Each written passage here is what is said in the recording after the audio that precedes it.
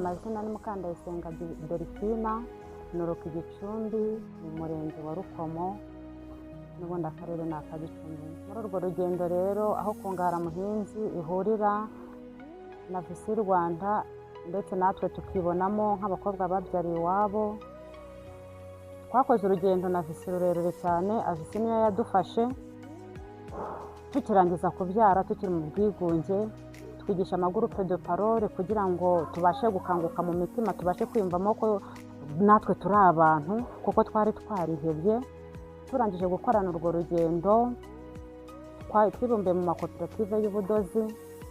Mu gihe twari turi gukora ubwo budozi bwacu, Kungaharamuhinzi nibwo ayisiza iduha amahugurwa ajyanye n'ubuhinzi. Twumva ko ubuhinzi bugomba kuzuzanya n'ubudozi, kuko iyo ufite amafaranga ubasha no gushora mu buhinzi, kandi nta mirire nta n'ikintu byageraho.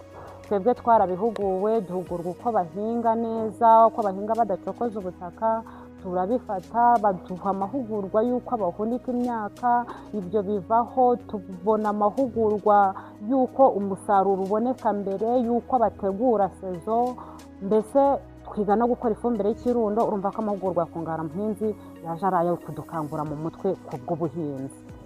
Rero ubwo buhinzi twabwinjiyemo, duhinga ibigori n'ibishyimbo bya mishingiriro n'imboga zino z'amababi na karoti na beterave. Rero Kungaharamuhinzi yo yaraje kuko nta bishoro twari dufite, yahise iduha imbuto ya karoti, iduha beterave, iduha n'imboga zo guhinga n'ibishyimbo bya mishingiriro, iduha n'ibishyimbo by'imiteja. Ibyo twarabihinze turasarura. Tumashije gusarura kuko twari twarize uburyo ki bafata neza umusaruro, baduha imifuka yo kujya tubibikamo, bimwe turahunika, ibindi tujyana mu ngo tubasha kurya. Rero icyo navuga kuri Kungaharamuhinzi ni uko yaje kuba imbaduko yacu, kuko imiryango yari yaradutaye, ubu natwe turi abahinzi ndetse turi n'abadozi. Wumva Kungaharamuhinzi ni ingenzi kuri twebwe. Mbere y'uko tubonana n'umushinga Kungaharamuhinzi, ntabwo ababyeyi twabiyumvagamo kuko nabo bari baradutaye, bari baraduhesheje inyuma nyine, kuko twebwe ngo twari twarisha umuryango, kuko bari badutezeye inkwano ntibazibone. Nuko Visi imajije kudufata nibwo yatwegereje umushinga Kungaharamuhinzi. Muri ibyo rero ntitwavuganaga n'imiryango ndetse n'abasaza bacu ntibatwiyumvagamo, na barumuna bacu, kuko icyo bari batwitezeho batari bakibonye. Rero Kungaharamuhinzi imaje kuza, tumajije kubona izo mbuto, yewe ndi umwe mu bagize umugisha, mbona itungo ry'ingurube n'iry'inkoko. Babonye hari icyo iyo mishinga iri kutugezaho, batugize nk'abana mu rugo. Ubu niyo mpamvu bahise bafata umwanzuro wo kunsubiza ku ishuri, nzakora exeta ya siziyemu. nka Kungaharamuhinzi ni umubyeyi mwiza ashimira, kuko Kungaharamuhinzi ikimara kuduhugura ni byinshi twigiyemo. Gukora ifumbire z'ikirundo kuko nta fumbire twari dufite, baraje tubaganyira imbogamizi tugira, tutise wahinga nta fumbire. Batwereka uburyo ki niyo waba udafite itungo wakora ifumbire y'ikirundo ukoresheje ibyatsi byumye n'ibyatsi bibisi. Ibyo ngibyo twarabikoze tubasha kubona ifumbire. Ikindi navuga nk'intumbero dufite cyane rwose, ntago amasomo twahawe tuzayashyira inyuma ngo tuyatere umugongo, ahubwo turi abantu bakataje mu rugendo. Kuko nk'ubu ngubu nkanjye ngomba kujya mpugura abagenzi banjye, kuko n'ubundi ngenda urugo ku rundi, ndigisha uburyo ki bwo gukora ifumbire, kubaka ku gatanda k'amasane mu by'isuku n'isukura, ikimoteri hafi ntikikabure ku rugo. Urumva rero Kungaharamuhinzi amasomo yaduhaye, natwe turi ambasaderi yo kubyamamaza. Urubyiruko aba yumva akazi yakora ari akazi koroshye, kuko buriya guhinga habamo imvune, ariko nubwo habamo imvune habamo inyungu ndende, ku buryo ki iyo winjiye mu guhinga ubona inyungu cyane. Urugero nk'ubu njya mfata nk'itarasi nkiharika imyumbati, ntabwo ndi umuntu ushobora kubura amafaranga yo kujyana mu itsinda. Iyo nkuye igiti cy'umwumbati nkuramo 2,500, nkabasha gutura rya tsinda, ubwo nkaba niteje imbere. Icyo nabwira uru rubyiruko ruri hanze aha ngaha ni uko bavana amaboko mu mufuka, bagafata isuka bagahinga mu bushobozi buke bafite, bakagenda bazamuka. Ubuhinzi ni ingenzi rwose. Murakoze. Nitwa Mutwe Jacques, nkaba ntuye mu karere ka Nyanza, umurenge wa Kigoma, Kagari ni Akabutasi mu mudugudu wa Karama. Ndavuga ku byiza umushinga Vesi Rwanda ufatanyije na Kungahara Muhinzi ibyo badukoreye.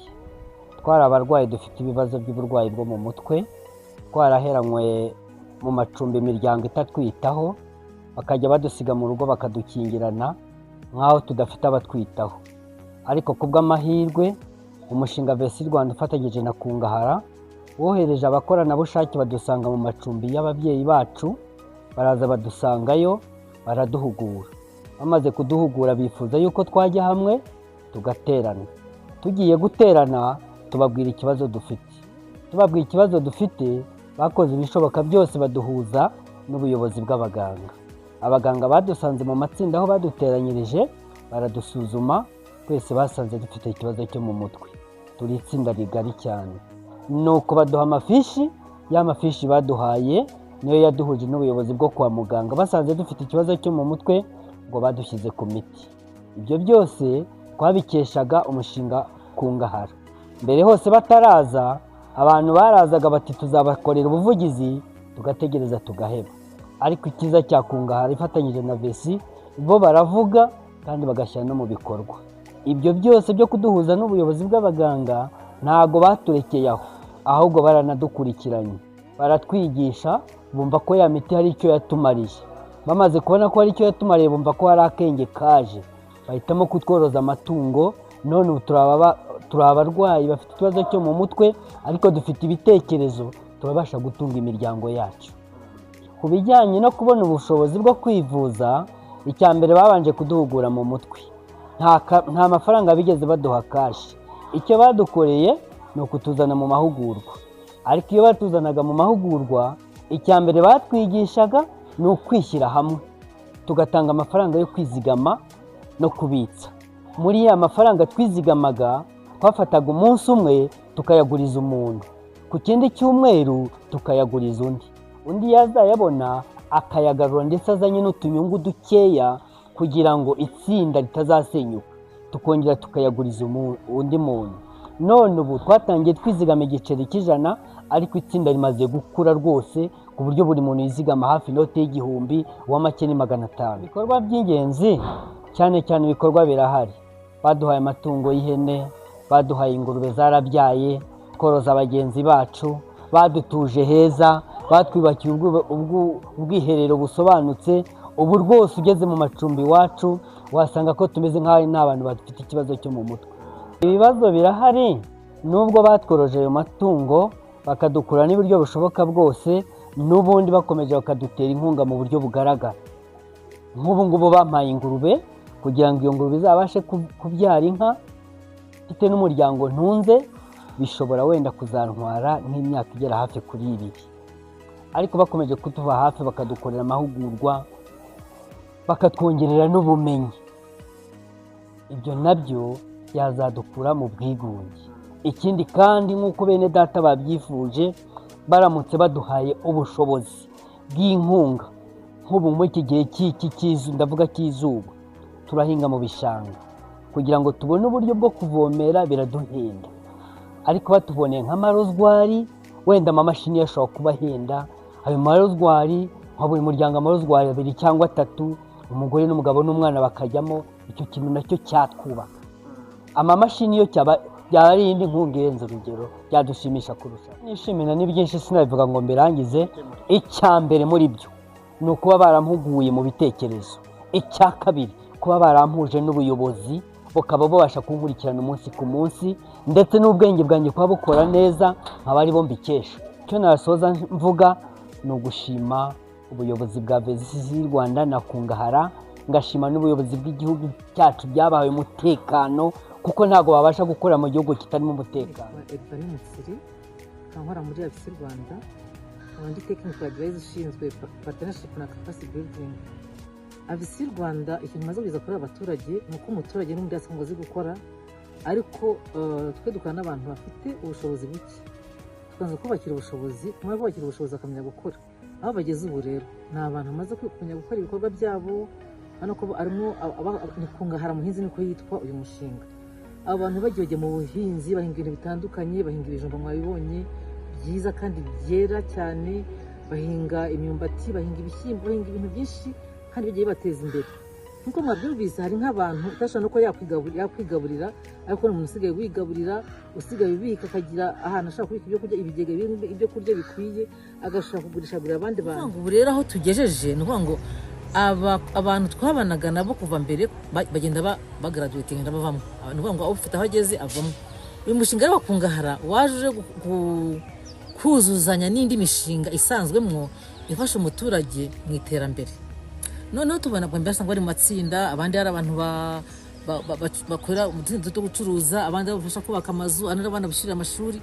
Uyu wakungahara waje kugira ngo umwuzuze. Nisanzwe ufite umwana w'ishuri yarishyuriwe. Ariko none iki kigezeho ageze ko no amenya kwishakira ubwe, kumenya uko ashaka guhinga ubuhinzi bufite akamaro bumuteza imbere kandi ahantu hato. Hatoya ahantu hato ariko agakuramo ikintu kikize gifatika. Mvuze nk'umuntu watangiye afate ku bihumbi yahinze nk'akarima ka ari zingahe kumva afite 400 500 yakuyemo, tugatuma hinga handi hane kanakudusha n'ahandi hanini. Niyo mpamvu ntabwo ushaka guhagarara kuko si umushefu wa projet, si umuyobozi ahubwo ni wa muturage n'ubundi ukurikira mugenzi w'abana umunsi ku wundi kandi bajyanyemo.